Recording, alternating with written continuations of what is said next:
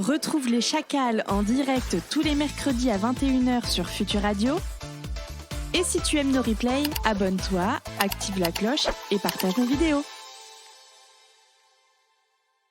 Alors, j'ai une information pour vous. Petite info.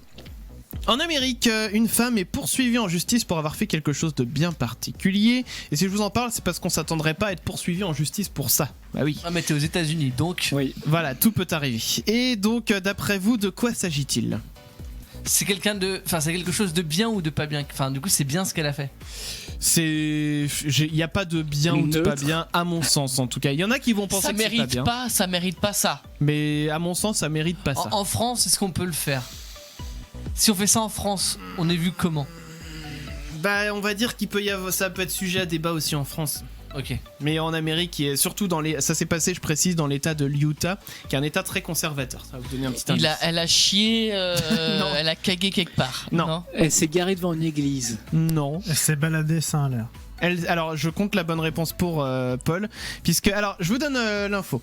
Donc, elle s'appelle Tilly Buchanan, elle a 27 ans et donc elle risque une peine de prison pour indécence devant un enfant et l'inscription au registre des délinquants sexuels pour s'être promenée seins nus chez elle, alors qu'elle était en compagnie de son mari et les enfants de son mari, pendant qu'ils étaient en train de bricoler et de manipuler du plâtre.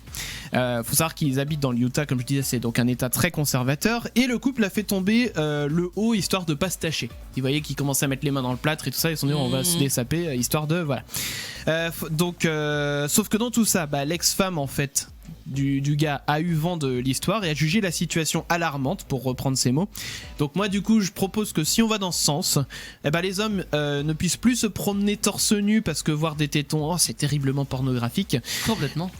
Et puis que les femmes n'aient plus le droit d'allaiter leurs enfants, parce que pire que de voir des seins, ils sont carrément en contact avec. Oh là là, mon Dieu. Oh là là. Bon, soyons sérieux 2 minutes, mais il faudrait quand même arrêter de considérer les seins comme quelque chose de sexuel avant d'être un organe dont disposent tous les mammifères et qui sert avant tout à nourrir les bébés des différentes espèces. Et au scoop, les hommes aussi ont tout le matériel qu'il faut pour allaiter. Il y a même une tribu en Afrique où ce sont les hommes qui donnent le sein à leurs enfants. Donc arrêtons un petit peu avec tout ça, s'il vous plaît. Mais je pense pas qu'il y aurait autant de débats en France sur ce sujet-là. C'est vraiment les États-Unis, mais même d'une façon générale. Regarde dans les films aux États-Unis, jamais tu vois de paire de seins, alors qu'en France, sur les films français, tu peux en voir.